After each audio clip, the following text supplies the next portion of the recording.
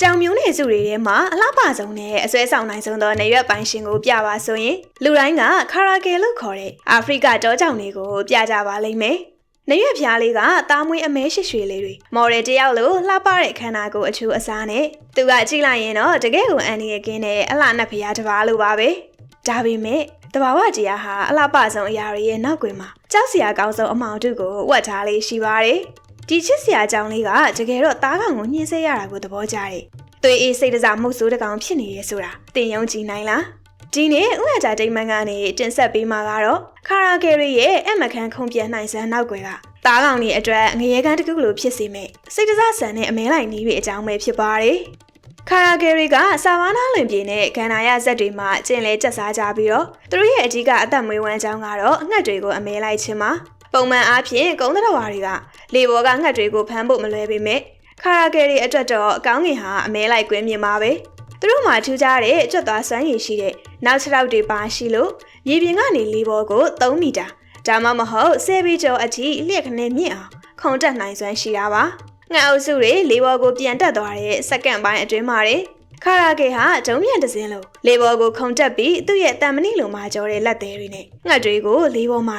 ရိုက်ချဖမ်းဆီးနိုင်ပါတယ်သူတို့ရဲ့တုံ့ပြန်မှုကမြန်ဆန်လုံးလို့တစ်ချက်တည်းခုံယုံနေတဲ့ငှက်နှကောင်3ကောင်ကိုတော့တပြိုင်တည်းရိုက်ချနိုင်တဲ့အထိကမ္ဘာအစ်စ်မီစစ်သေးတော်တွေဖြစ်ပါတယ်။ဒါပေမဲ့ဇက်လန်ရဲ့အမောင်ချမ်းကသူတို့သားကောင်ကိုဖမ်းပြီးတဲ့နောက်မှာစတာပါ။ချင်းသေးတွေကြက်တစ်တွေကသားကောင်ကိုဖမ်းမိရင်အစာအဖြစ်စားသုံးဖို့အတွက်ချက်ချင်းအသက်ကုန်အောင်တပ်ပြစ်လေးရှိပါတယ်။သူတို့ကတော့အဲ့ဒါလုံးမဟုတ်ပါဘူး။သူတို့ကသားကောင်ကိုဖမ်းမိပြီဆိုတာနဲ့ချက်ချင်းလုံးဝမတတ်ပါဘူး။ဒဏ်ရာရနေတဲ့သားကောင်လေးကိုမြေပြင်ပေါ်ချပေးလိုက်ပြီးမပြေးနိုင်အောင်လက်သေးနဲ့ကုတ်ဖဲ့ဟာလေဘော်ကိုမြောက်ပြီးမှပုတ်ထုတ်တတ်ကြပါတယ်။သားကောင်လေးကနာကျင်မှုနဲ့ကြောက်ရွံ့မှုတွေကြောင့်တုံရင်နေပြီးအသက်လူဖို့ကြိုးစားတိုင်းခါရာကယ်ကရှေ့ကနေပိတ်ဆို့ပြီးကြောင်နဲ့ကြွက်ကစားသလိုမျိုးနိုင်ဝက်နီးပါးအထိစနောက်ကစားနေတတ်တာပါ။သားကောင်ရဲ့စိတ်ထဲမှာမျောလင်းချက်တွေပေးလိုက်မျောလင်းချက်တွေကိုပြန်ဖြတ်စည်းလိုက်နဲ့သားကောင်သေးလူမျောပါဖြစ်တဲ့အထိစိတ်ပိုင်းဆိုင်ရာလုံးဝပြိုလဲသွားတဲ့အထိညင်ပန်းနှိပ်ဆက်ပြီးမှလေဘင်းကိုကိုက်ပြီးတက်ဖြတ်ကြပါတယ်။သူတို့အတွက်တော့အမဲလိုက်ခြင်းဟာ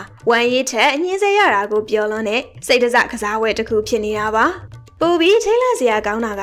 ခါရာကယ်ရီကစာလောင်လို့မဟုတ်ပဲအပျော်သဘောတတ်နဲ့တက်ဖြတ်တတ်တဲ့အကျင့်ရှိတာပါပဲ။သူတို့ကကြက်ချမ်းတွေဒါမှမဟုတ်ငှက်အုပ်စုတွေတဲကိုရောက်သွားတဲ့အခါမှာသူတို့ဘိုက်ဖြည့်နေရင်တော့မှအကုန်လုံးကိုလိုက်လံကိုက်တက်ပစ်တတ်ကြပါတယ်။တော်ရိုင်းတရိတ်ဆန်တွေကများသောအားဖြင့်စွမ်းရည်ချွေတာဖို့အတွက်လိုအပ်မှသာအမဲလိုက်လေးရှိပေမဲ့ဒီကောင်တွေကတော့သားကောင်တွေသွေးရိုင်နဲ့လဲကျသွားတာကိုကြည့်ပြီးတက်ဖြတ်ရတဲ့အရာတာကိုခံစားတတ်တဲ့တဘာဝတရားရဲ့အေးဆက်တဲ့လူသက်သမားတွေဖြစ်ပါတယ်။ချစ်စရာကောင်းတဲ့နရွက်လေးတွေနဲ့ကြက်တရေရှိတဲ့တင်ပြင်းရဲ့နောက်ကွယ်မှာသားကောင်ကိုနာကျင်အောင်စနောက်ပြီးမှတက်ဖြတ်တတ်တဲ့ခါရာကယ်ရီရဲ့အပြုမူကတော့တကယ်ကိုကြောချမ်းစရာပါ။တင်ရောလှပခြင်းနဲ့ရက်ဆက်ခြင်းတွေကိုတပြိုင်တည်းပိုင်ဆိုင်ထားတဲ့ဒီစိတ်တစတောကြောင်လေးတွေရဲ့အမောင်ချမ်းကိုဘယ်လိုထင်လဲ။ကောမန့်မှာရေးခဲ့ပါအောင်နော်။ဒီလိုမျိုးတခါမှမကြားဘူးသေးတဲ့တော်ရိုင်းကအမောင်ချမ်းဇက်လန်းတွေအကြောင်းကိုသိချင်တယ်ဆိုရင်တော့ကျမတို့ရဲ့ဥအန်တာတိတ်မန့် channel ကို subscribe လုပ်ထားဖို့လည်းမမေ့ပါနဲ့နော်။ဒါဆိုရင်တော့နောက်ထပ်ဗီဒီယိုတွေမှာပြန်ဆုံတွေ့ပါမယ်ရှင်။